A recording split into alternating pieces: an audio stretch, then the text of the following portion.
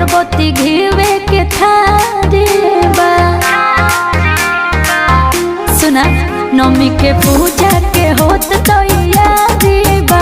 धूप अगरबत्ती घीव के थारी बा।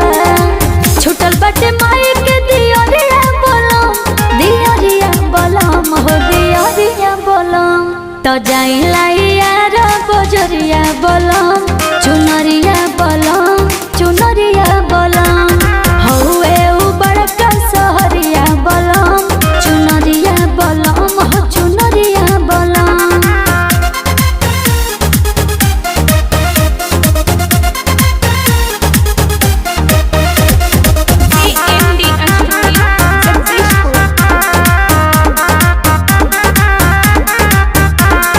चुनरी में सुनरी लगेली मैया, माई के सिंगार होवे सुनिए सैया। एकर आगे लागे फीका, शोभेला माई के मन टीका। पहिले चुनरी ओढ़ा के पूजा करे के होई तरीका।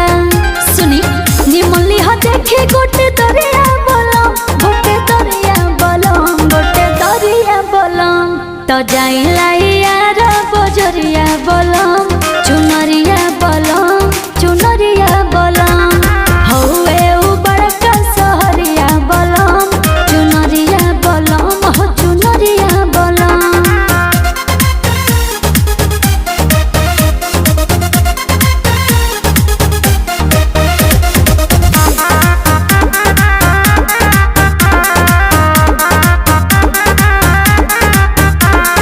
साल भपो एक बार आवे ये सैया, चुनरी नारियल सब चढ़ावे ये सैया। सुनी ले हम सैया जी गंगा जलवा, सेबुआ नार अमरूद फलवा। माई के पहने खातिर गलवा, एगो किनली हो सुनर मलवा।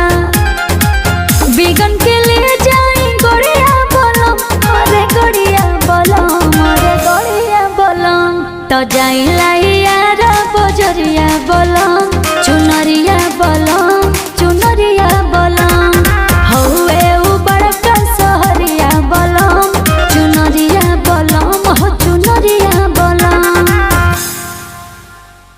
तो जाइला यार बजरिया बलम, चुनरिया बलम